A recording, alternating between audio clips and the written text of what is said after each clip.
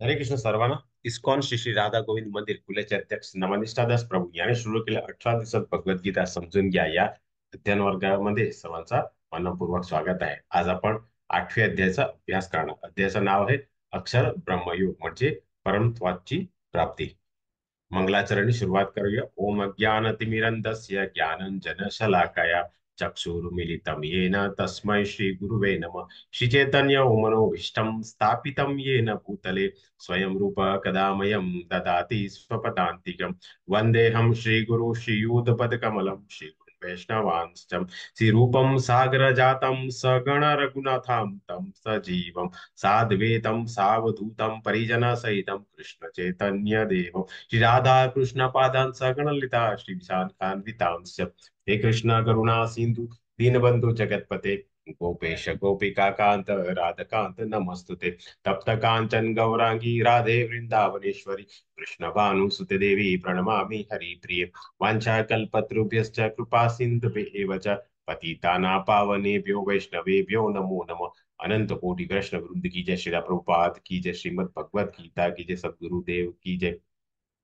नमो विष्णु पदाय कृष्ण पृष्ठाय भूतले श्रीमदे जया पताका स्वामी तीरम नमाचार्य पदाय निताय कृपा प्रदाय ते गौर कथादामताय नग ग्राम तारिणे. नमो विष्णु पदाय कृष्ण पृष्ठाय भूतले श्रीमदे भक्ति वेदांत स्वामी नामी नमस्ते सरस्वती देवी गौरवाणी प्रचारिणी निर्विशेष शून्यवादी पाश्चात्य देश तारिणी. जय श्री कृष्ण चैतन्य प्रभु नित्यानंद श्री अद्वैता गदाधरा श्रीवासादि गौर भक्त वृंद. हरे कृष्णा कृष्णा कृष्णा हरे हरे, हरे राम राम राम हरे हरे. पुन्हा एकदा मनपूर्वक स्वागत आहे आज आपल्या 8व्या अध्यायामध्ये.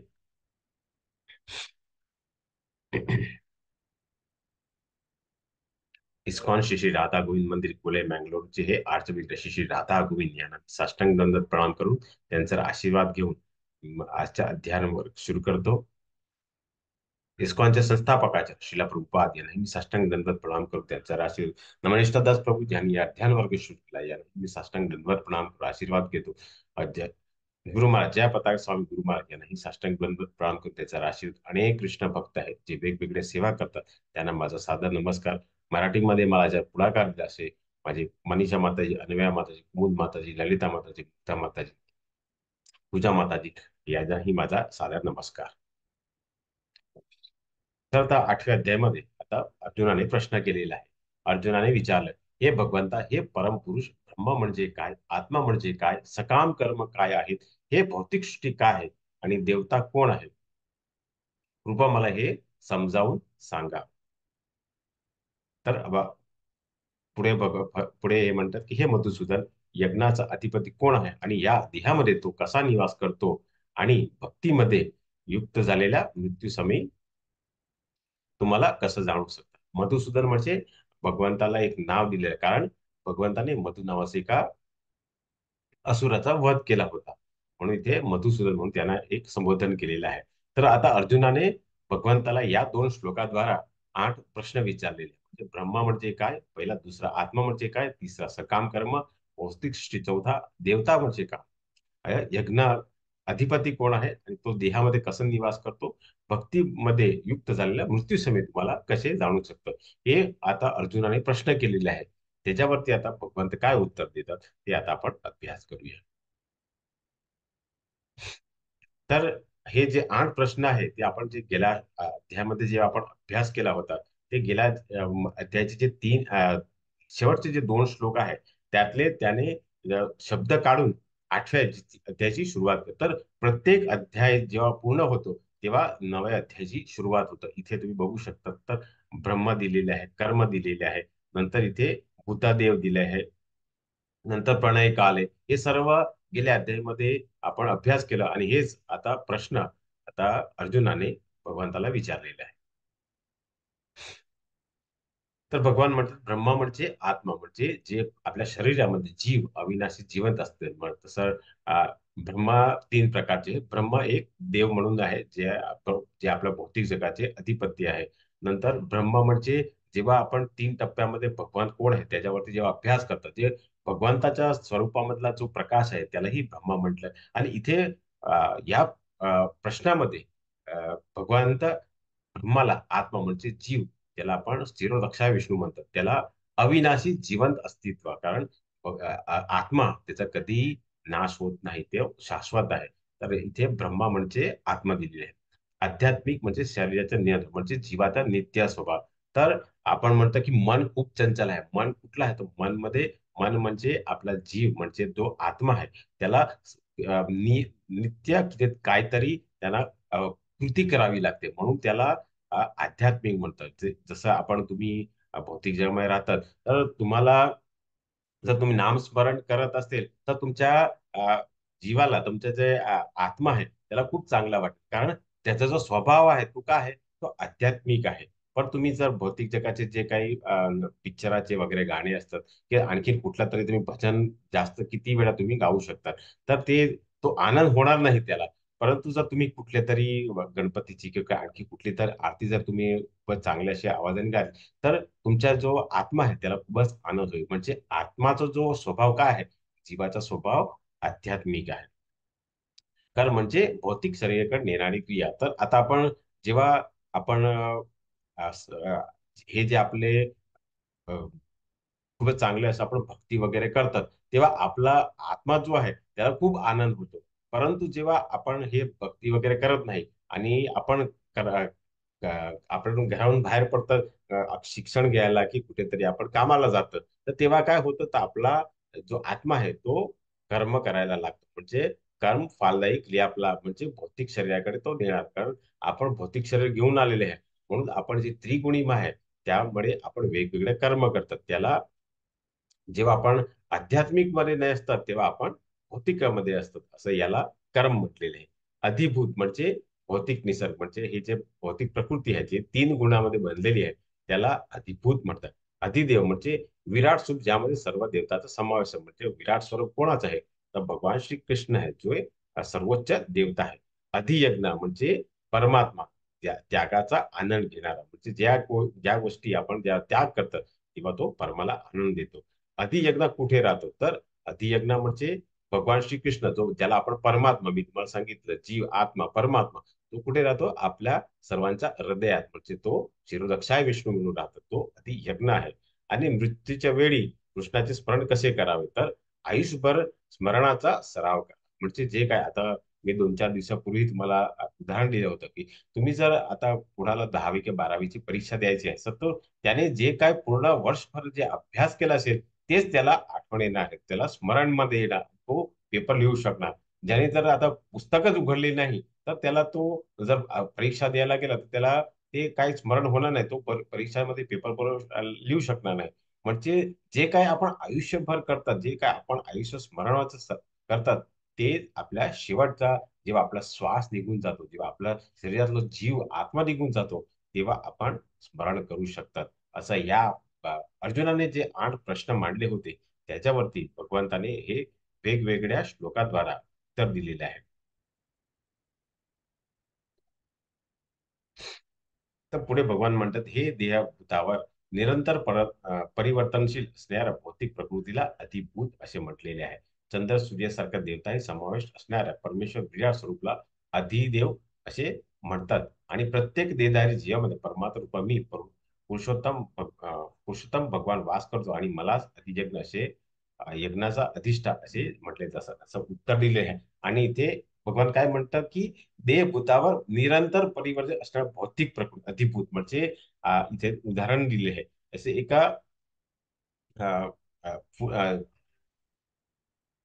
फुलापाखरूचं एक उदाहरण दिले आहे. तर हे सुरवंट जो असतो तो त्याचं परिवर्तन काय होतं, तर तो फुलपाखरूचा होता. तर आपला आपण ही जे आपण आपल्या देहामध्ये पण परिवर्तन येत असतात. जसं आपण जेव्हा आपण बाळ आपण जन्माला येतं त्या वेळाचा फोटो, नंतर 5 वर्षानंतरचा फोटो, 10 वर्षाचा, तर हे आपलं जे शरीर आहे त्यात बदलाव चालू असतो, म्हणजे निरंतर परिवर्तन, याला अधिभूत म्हणतात.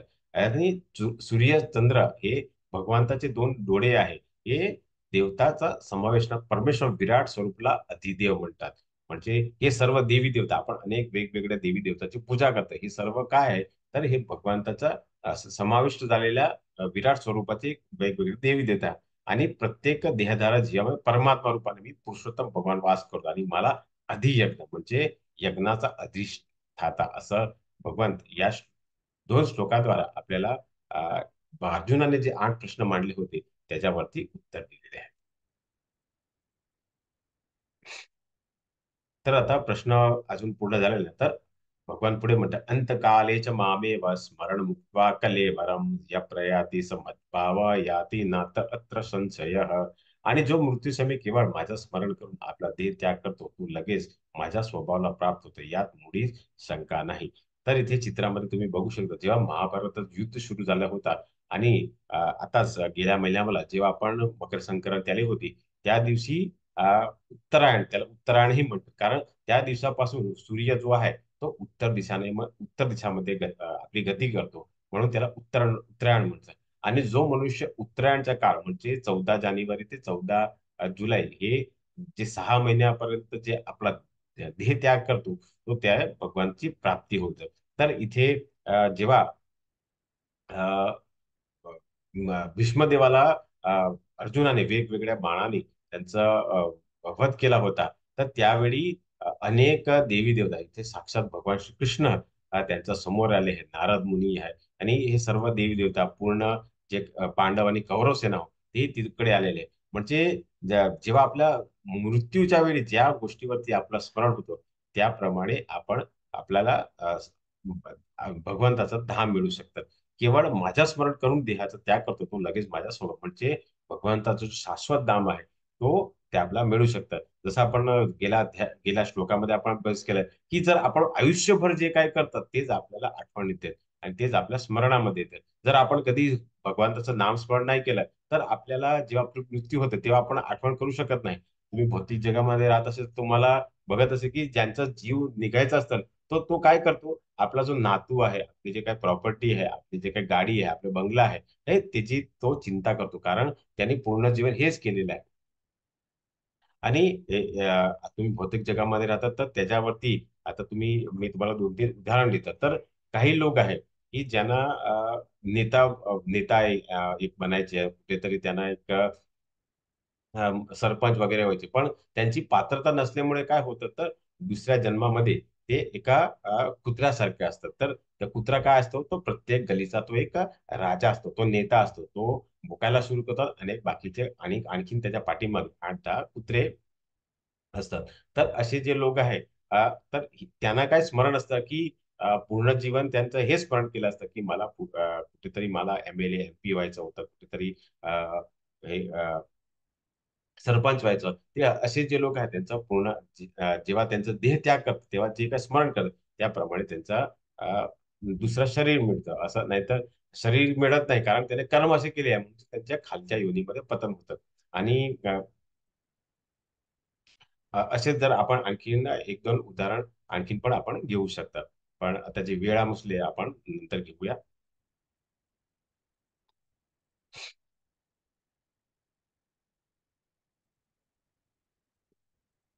तर आता एक आणखीन प्रश्न आलेला आहे की हे तुम्हाला कथा माहित असेल, जेव्हा महाभारतामध्ये जेव्हा पांडवाला 12 वर्षाचा जो वनवास झाला होता, त्यावेळी ते आपल्या आईला घेऊन ते वनवासमध्ये फिरत होते. तेव्हा त्यांच्या आईला ताण लागली, म्हणून त्यांनी पहिले अर्जुन तिकडे नदीच्या कडे गेला आणि त्याने पाणी भरायची प्रयत्न केला. तर त्या काळ जो होता तो यक्षचा होता. तर यक्षने विचारलं, यक्षने सांगितलं की तुला जर पाणी घ्यायचं असेल, तू माझ्या प्रश्नाला उत्तर दे, तर मी तुला पाणी देईन.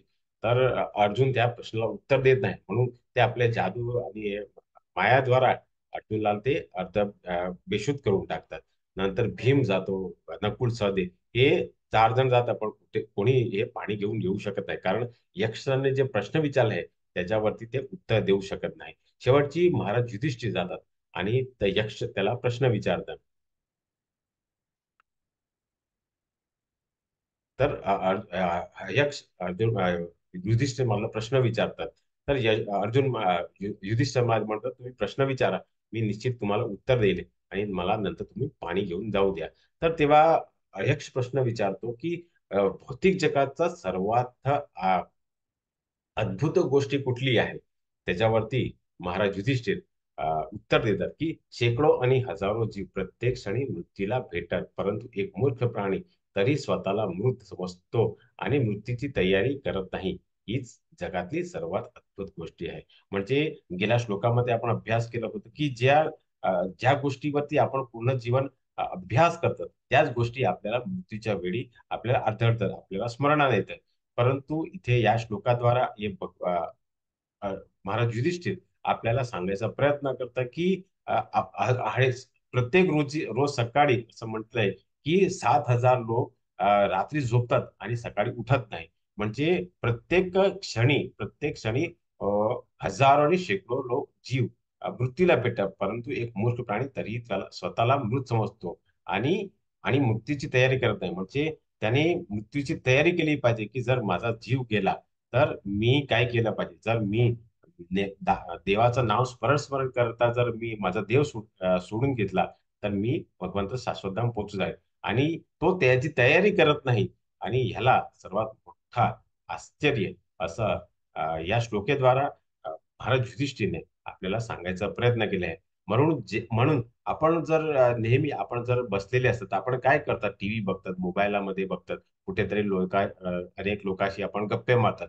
परंतु जर आपण जे काही काम करतात, आपण भौतिक जगामध्ये राहतो तेव्हा निष्काम कर्म केलं आपण, तर आपण भगवंताचं स्मरण करता करता जर काम केलं आणि प्रत्येक कर्म आपण भगवंताला अर्पण करू म्हणजे कर्मयोग केला तर निश्चितपणे आपण जे आपली मृत्यू येणार तेव्हा आपण भगवंताचं स्मरण करता आपल्याला जर देह त्याग केला तर आपण निश्चितपणे भगवंत शाश्वत धाम गोलकामध्ये पोहोचू शकतात, असं या श्लोकाद्वारा आणि या कथाद्वारा आपल्याला भगवंताने निरोप द्यायचा प्रयत्न केलेला आहे.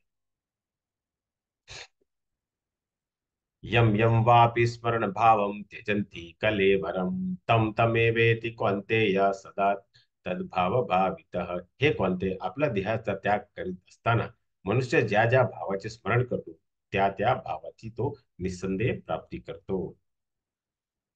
तर याच्यावरती मी तिसऱ्या अध्यायामध्ये आपण जेव्हा मिथ्याचारीचा आपण उदाहरण घेतला होता त्यावेळी मी कथा पूर्ण सांगितली नव्हती. ती आता कथा आपण पूर्ण करूया. तर हे महाराज भरत आहे जे ऋषभ राजाचे पुत्र होते. मी त्यावेळी तुम्हाला सांगितलं होतं की जेव्हा त्यांचे 50 वर्ष पूर्ण झाले म्हणजे ते वनप्रस्थानमध्ये आले तर त्याने आपला जो राज्याचा जे काय आहे ते आपल्या जे मुलं होते त्यांना देऊन ते हे नेपाळमध्ये गेले. नेपाळा जवळ एका गंडकी नदी आहे आणि तिकडे ते एक आश्रमाच्या मध्ये कुटीर बांधून तिकडे यज्ञ वगैरे करायची सुरुवात करतात. एका दिवसाची गोष्ट आहे. महाराज युधिष्ठिर जेव्हा यज्ञ करत असतात तेव्हा एकाचे गर्भिणी हिरिणी असतात तर ते तिकडनं जाते आणि त्याच्या पाठीमागे हिंसक वाघ की शिव असतो आणि तो त्याचा मारायचा प्रयत्न करतात.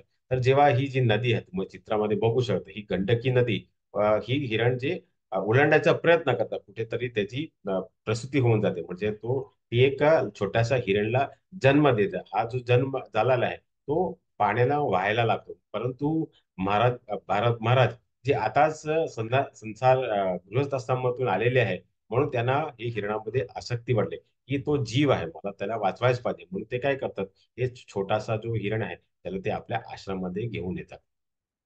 आता दुसऱ्या चित्रामध्ये बघू शकतात तर आणि तिसऱ्या चित्रामध्ये की आता महाराज युधिष्ठिर आपलं यज्ञ करतात पण त्याचं लक्ष कुठे असतं ते हिरणावरतं. हिरण काय खातो, हिरण कुठे आहे, हिरण इकडे आहे तिकडे गेला कुठे गेला.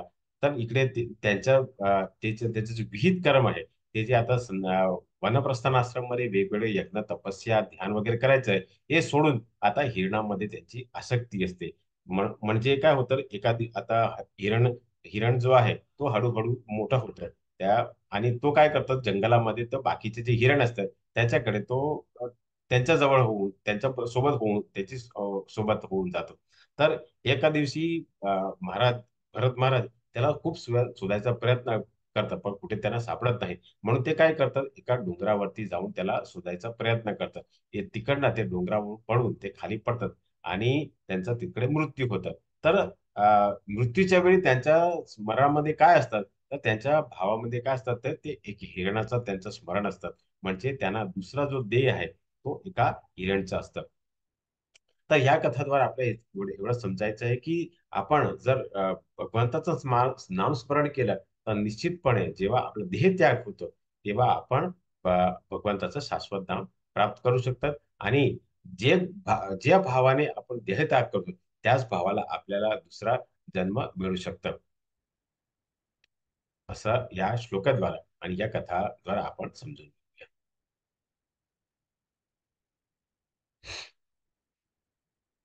तस्मात् सर्वेषु कालेषु मामनुस्मरयुध्य च मय्यार्ति मय्यार्ती मनो बुद्धिर मामे वेश्या संशय. म्हणून अर्जुना, तू सदैव माझ्या कृष्णाचा स्वरूपाच विचार कर आणि त्याच वेळी तू युद्धाचा विहित कर्तव्य पार पाड. मला समर्पित केल्या तुमचं कार्य आणि तुमचे मन आणि बुद्धी माझ्यावर स्थिर केल्याने तुम्ही निश्चितपणे माझी प्राप्त करू शकता. तर इथे भगवंत आपल्याला या श्लोकाद्वारे हे सांगायचा प्रयत्न करतात की ज्यावेळी आपण भगवंताचं स्मरण करता करता जे काही आपण ज्या वर्णामध्ये असतात, ज्या आश्रमामध्ये असतात, त्याप्रमाणे जर आपण कर्म केलं तर केला आणि भगवंताला जर स्मरण करता केलं, भगवंताचं जे रूपात जे स्वरूप आहे त्याचाच विचार करता जर आपण सर्व कर्तव्य कृती केली तर निश्चितपणे आपण भगवंताचं शाश्वत धाम ला प्राप्त करू शकतो. आणि म्हणूनच आपण गेल्या श्लोकामध्ये आपण अभ्यास केला होता की भरत महाराजाने हिरळचा स्मरण केला म्हणून त्याने ती प्राप्ती झाली. आणि आता भगवान या श्लोकाद्वारे अर्जुनला हे सांगायचा प्रयत्न करते की तू युद्धाचे विहित कर्तव्य पार पाडेल. म्हणजे भगवंताला जर भगवंताचं रूप विचार करता करा, कारण कुठेतरी भगवंताचीच योजना होती. कारण आपण चौथ्या अध्यायामध्ये अभ्यास केला होता की ज्यावेळी अधर्म होतं तेव्हा भगवान स्वतः अ, अवतीर्ण होतं आणि धर्माची स्थापना करतात. आणि कुठेतरी त्याने अर्जुनाला या अधर्माचा जो रास होता त्याला अधर्म होता त्यावरती विजयसाठी भगवान त्याने अर्जुनाचा तयार केला होता. आणि म्हणून अर्जुनाला भगवान म्हणतात की तू माझा विचार, माझ्या स्वरूपाचा विचार करून तू युद्ध कर आणि तुझं विहित कर्तव्य पार पाड. तू निश्चितपणे मला माझ्या धामाची प्राप्ती करू शकतात. कारण आपण दुसऱ्या अध्यायामध्येही आपण अभ्यास केला होता की आनंद नाही असं आपण त्याने एक कारण दिलं होतं अर्जुनाने. त्यावेळी भगवंताने सांगितलं होतं की जेव्हा अ, अ, क्षत्रिय आपलं विहित कर्म करतात त्याला निश्चितपणे त्याला दोन गोष्टी प्राप्त होते.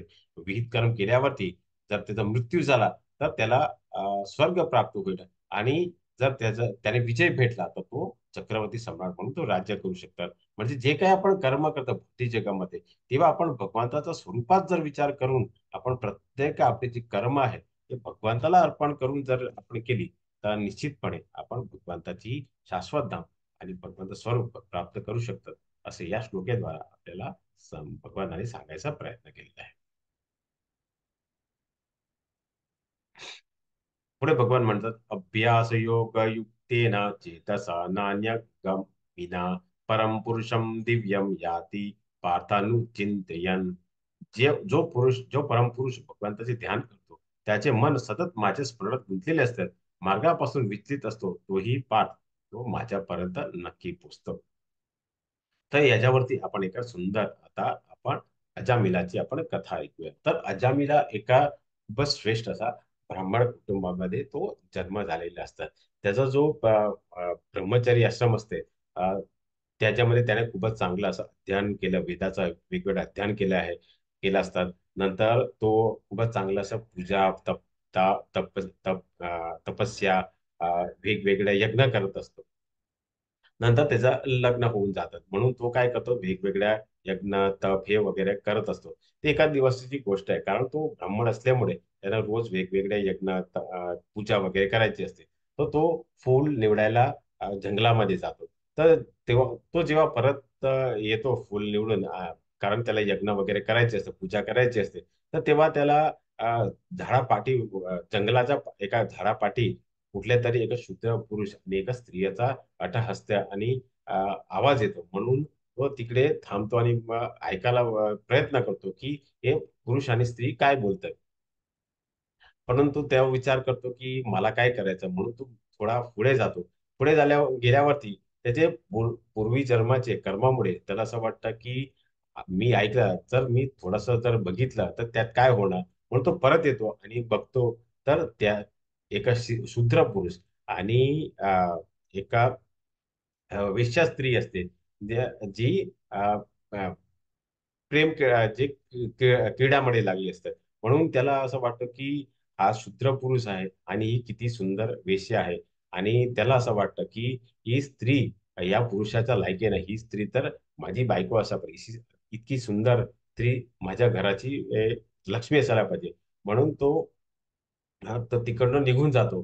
परंतु आपण दुसऱ्या अध्यायामध्ये अभ्यास केला होता की ज्या गोष्टीवरती आपण चिंतन करतो त्या गोष्टी आपल्यामध्ये संमोहन होऊन जातात. म्हणून तो आता घरी पोहोचून आपल्या पत्नी आपली बायकोला सांगतो की तू माझ्यासाठी किती त्रास करते, किती माझ्यासाठी काम करते, रोज सकाळी उठून माझ्यासाठी पाणी गरम करते, माझ्यासाठी नाश्ता करते, नंतर जेवण करते, माझी आई वडिलांची सेवा करते.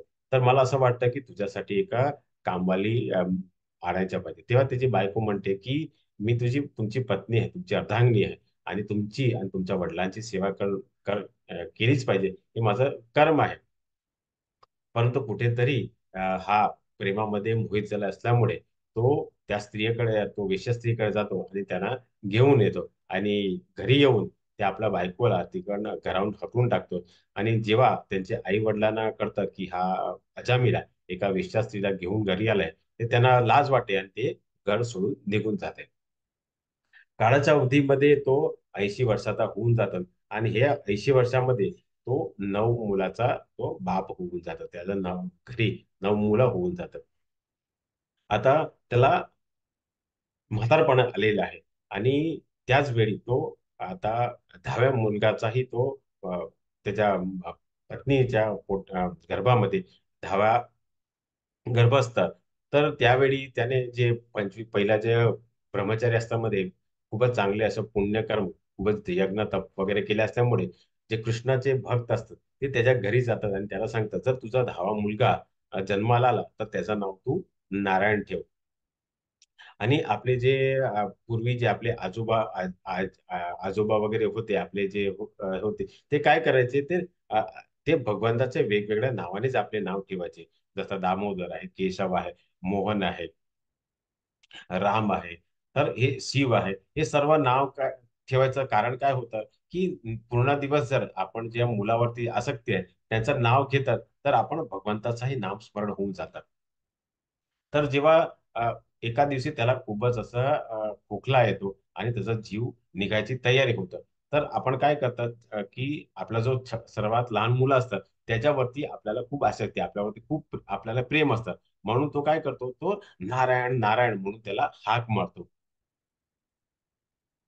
तर आता जेव्हा जीव सुटायचा असतो तेव्हा यमदूत आहे ते त्याचा जो आत्मा आहे तो त्याचा देह घ्यायला येतात आणि इकडे नारायण नारायण म्हणून हाक मारल्यामुळे विष्णुदूत तेही तिकडे येतात आणि हे दोघांमध्ये भांडणं होतात आणि भांडणं होतात आणि तिकडनं हे यमदूत निघून जातात. कारण अ, असं शास्त्रामध्ये लिहिलं आहे जिथे विष्णुदूत असतात तिथे यमदूत राहू शकत नाही. म्हणून यमदूत तिकडे निघून जातात आणि अजामिलला परत त्याला आत्मा दिली जाते आणि त्यामुळे त्याला स्मरण होतं की माझा नियमित स्वभाव काय आहे, तर मला भगवंताचं नाम स्मरण केलं पाहिजे. म्हणून तो हरिद्वार निघून जातो आणि ज्या वेळेला त्याचा देहत्याग होतो तेव्हा त्याच्या स्मरणामध्ये भगवान श्री कृष्णाचं नाव, विष्णूचं स्मरण असल्यामुळे भगवान स्वतः आपला वाहन घेऊन येऊन त्याला आपल्या वैकुंठामध्ये घेऊन जातात. तर या कथाद्वारे आपल्याला एवढं समजायचं आहे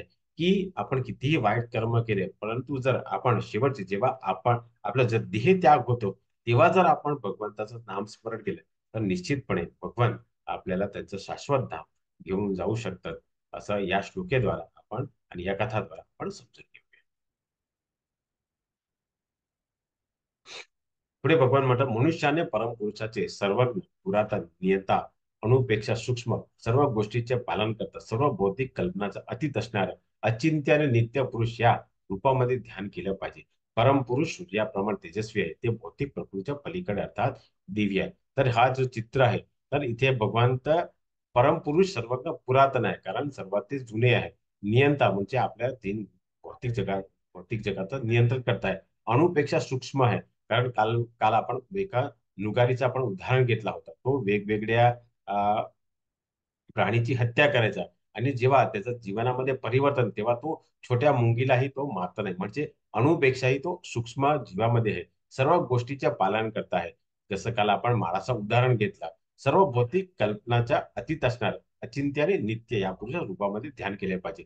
इथे जो स्वरूप आहे तो श्याम सुंदर मुरली मनोहर म्हणजे असं त्यांचं नित्य स्वरूप आहे. हे परमपुरुष सूर्याप्रमाणे तेजस्वी आहे. ते भौतिक प्रकृतीच्या पलीकडे अर्थात दिव्य आहे. कारण आपण आपला स्वरूप जो आहे तो तात्पुरता आहे. भगवान तर दिव्य आहे कारण ते शाश्वत आहे. ते कधी जन्माला येत नाही, ते अवतीर्ण होते. म्हणून ते भौतिक प्रकृतीच्या पलीकडे म्हणजे दिव्य आहे. असं आहे. या ज्या स्वरूपावरती जर आपण आपलं स्मरण केलं, आपण जे काय कृती करता, कर्म करता, कांड करता, ते हेच या स्वरूपाचं ध्यान करता आपण जर केलं तर निश्चितपणे आपण त्याच्या शाश्वत धाम तिथे ते असे स्वरूप असतं त्याला आपण मिळू शकतात असं या श्लोकेद्वारा आपल्याला सांगायचा प्रयत्न केलेला आहे. इथे तुम्हाला वेगवेगळे देवी देवता आहेत त्यांचं स्मरण करतात. महादेव आहेत.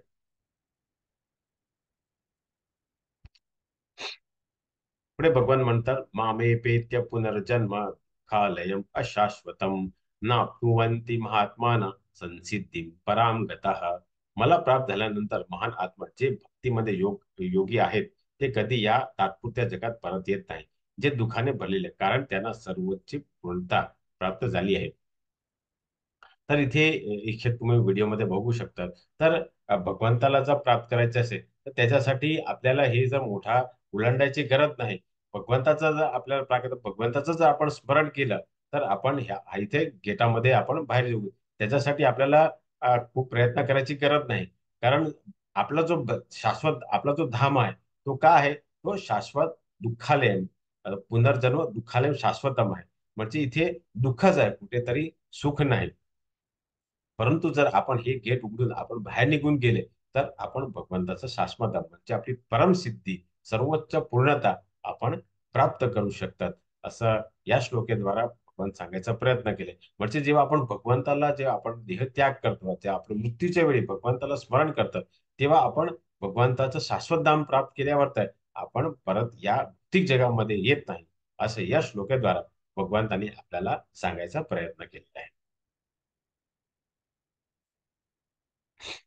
पुढे भगवान म्हणतात भौतिक जगातली सर्वोच्च ग्रहापासून खाल्यापर्यंत सर्व दुःखाचे ठिकाणे आहे जिथे वारंवार जन्म आणि मृत्यू होतो. परंतु हे कोणते पद जो माझ्या निवासस्थानी पोहोचतो तो पुन्हा जन्म घेत नाही.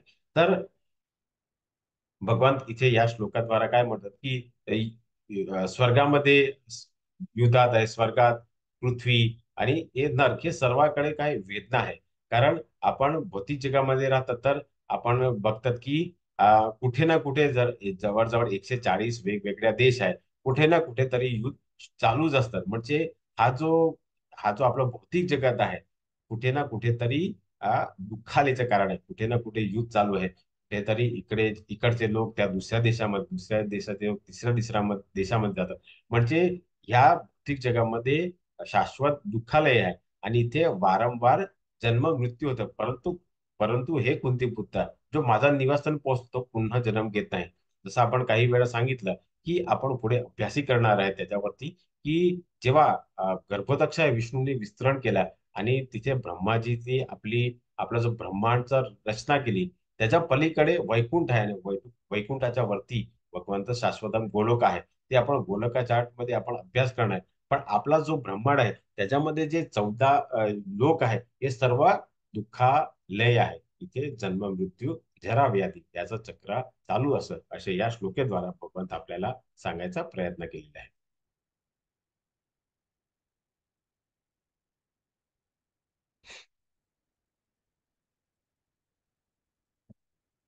पुढे भगवान म्हणतात मानवी गणनेनुसार ब्रह्मदेवाच्या एक दिवसाचा कालावधी म्हणजे 1000 युग एकत्र केली जातात आणि त्याचे रात्रीच्या कालावधी देखील असाच आहे. जेव्हा ब्रह्माचा दिवस प्रकट तेव्हा जीवसृष्टी अस्तित्वात येते आणि ब्रह्माची रात्री आगमन होतं तेव्हा सर्व नष्ट होते. आपण चौथ्या अध्यायामध्ये ब्रह्माचं आपण आयुष्य बघितलं होतं. इथे इथे दिलेलं आहे. पुन्हा पुन्हा तो दिवस येतो आणि हा प्राणी यजमान सक्रिय होतो आणि जे पाठ पुन्हा रात्री पडतो तेव्हा तो कसायपणे विरगळात विरघळतात. म्हणजे आपण जर ह्या भौतिक जगामध्ये जे मी तुम्हाला सांगितलं की आपण ब्रह्माचा जो शाश्वत धाम आहे ब्रह्मा कडे जर पोहोचले तरी आपल्याला जेव्हा ब्रह्माचा दिवस पूर्ण होतो तेव्हा आपली जीवसृष्टी आहे, ब्रह्माचा दिवस होतो, प्रकट होतो, तेव्हा जीवसृष्टी अस्तित्वात आहे, म्हणजे आपला जन्म होणार.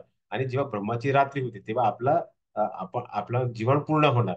परंतु आपण भगवंताचं शाश्वत धाम गेल्यावरती आपल्याला हे लागू होणार आहे, कारण आपण भगवंत जे ब्रह्माचा जे अ, शाश्वत ब्रह्माचे धाम आहे त्याच्या पलीकडे आपण त्यांचा शाश्वत धामाकडे गेल्यावरती आपल्याला लय प्रलय आणि हे आपल्याला लागणार नाही. असं या श्लोकाद्वारे आपल्याला भगवंत सांगायचा प्रयत्न केला, की आपण अस्तित्व आणि आपलं आगमन हे इकडे होणार नाही. आपण जेव्हा भगवंताच्या शाश्वत धामावर गेल्या, लय आणि प्रलय आपल्याला लागणार नाही. या श्लोकेद्वारा भगवंतांनी आपल्याला सांगायचा प्रयत्न केले. आपण ब्रह्माच्या धामाकडे पण गेले तर आपण परत या पृथ्वी भूर लोकावरती परत यावं लागेल, असं या श्लोकेद्वारा भगवंताने आपल्याला सांगायचा प्रयत्न केलेला आहे. पुढे भगवान म्हणतात, याहून अन्य एक अव्यक्त प्रकृती आहे जी या व्यक्ती आणि अव्यक्त जड पदार्थाची पलीकडे आणि सनातन आहे. ती परा आणि अविनाशी आहे. संपूर्ण जगातला जरी प्रलय झाला तरी ती प्रकृती नष्ट होत नाही. तर ही प्रकृती कुठली आहे? तर भगवंताचं शाश्वत धाम. ती कधी नाश होत नाही, कारण ते ब्रह्माच्या वरच्या ब्रह्मांडावरती आहे आणि तिथे लय प्रलय लागत नाही. म्हणून भगवान हेच आपल्याला सांगायचा प्रयत्न केला, की आपण भगवंताचं जो धर्म सनातन धाम आहे, तर आपण जर तिकडे गेले तर आपण अ, आपल्याला हे जे प्रकृती जी नष्ट होते, आपली जी भौतिक जगत नष्ट होते, ते तिकडे होत नाही. आणि अनेक देवी देवताही तिकडे जायचा प्रयत्न, ते तुम्हाला महादेवही प्रयत्न करतात, पण कुठेतरी त्यांनाही हे मिळत नाही. कारण देवी देवतासाठी त्यांचा वेगळा मार्ग आहे. परंतु आपल्यासाठी या भौतिक जगामध्ये जर फक्त भगवानचं स्मरण केलं तर आपण निश्चितपणे त्याचं शाश्वत धाम प्राप्त करू शकतो. असं या श्लोकेद्वारा भगवंत आपल्याला सांगायचा प्रयत्न करत आहे. तर इथे गोलकाचा आठ इथे दिलेला आहे. तर तुम्ही इथे चित्रामध्ये बघू शकता. तर हा जो पिंक भाग आहे त्याला इथे लिहिले आहे गोलकावर. म्हणजे इथे भगवंत आपले शाश्वत धाम आहे, इथेच ते निवास करतात. इथे तुम्ही चित्रामध्ये बघू शकता की हे वेगवेगळे कमळ आहे आणि मध्ये भगवान श्री कृष्ण बसलेले आहे. हे त्यांचं शाश्वत धाम, म्हणजे हे त्यांचं घर आहे. आता हे भौतिक सृष्टी जे भगवंतांनी निर्मिती केली आहे त्याचा त्याचा आता नियंत्रण कसं केलं पाहिजे, तर त्याच्यासाठी ते खालच्या चित्रामध्ये हे जे ब्ल्यू कलरचे आहे ते त्याला आपण वैकुंठ म्हणतो. ही भगवंताची ऑफिस आहे. इकडे वेगवेगळे देवी त्याचा वास करतात आणि ते हे भौतिक जगाचा ब्रह्मांड वेगवेगळ्या ब्रह्मांडचा इथे ते नियंत्रण करतात. त्यातला खालती चित्रामध्ये तुम्ही इथे बघू शकता हे देवीधाम, याला हे आपलं ब्रह्मांड म्हणतात. इथे तुम्ही चित्र थोडा मोठा दिले आहे आणि तुम्ही बघू शकतात की हे गर्भदक्षा विष्णू आहे. गर्भदक्षाचा जो विष्णू आहे त्याच्या नाभीहून हे वेगवेगळ्या लोक प्रकट झालेले आहे. इथे तुम्ही बघू शकतात की हे लॉर्ड ब्रह्मा लिहिले आहे, म्हणजे हा अ, ब्रह्मलोक आहे. आणि त्यांच्या खालच्या चित्रामध्ये आपण वेगवेगळे लोक आहे, पुढे आपण अभ्यास करणार आहोत. तर आपला जो सातवा लोक आहे तो आपला भूर लोक आहे. आणि त्यांच्या खालच्या आणखीन सात जे खालच्या योनीचे जे लोक आहेत त्याच्यावरती आपण पुढे अभ्यास करूया. आता फक्त आपण एवढंच अभ्यास करूया की आपण इथे आहे आपण इथे आहे आणि आपल्याला जायचं आहे इथे पिंक, म्हणजे गोलका वृंदामध्ये जायचं आहे. तर आपण जर भगवंताचं स्मरण केलं तर आपण हे वैकुंठ आपल्याला मिळणार नाही. आपण डायरेक्ट आपण इथे भगवंत शाश्वत धाम गोलकावरून पोहोचू शकतं, असं या श्लोकाद्वारा आपल्याला भगवंताने सांगण्याचा प्रयत्न केला आहे. तर आपण कुठल्याही ब्रह्मांडामध्ये असेल तरी जर आपण भगवंताचं स्मरण केलं तर आपण त्यांचं शाश्वत धाम गोलकावरून पोहोचू शकतात, असं भगवंताने आपल्याला वेगवेगळ्या श्लोकाद्वारा आपल्याला सांगायचा प्रयत्न केलेला आहे.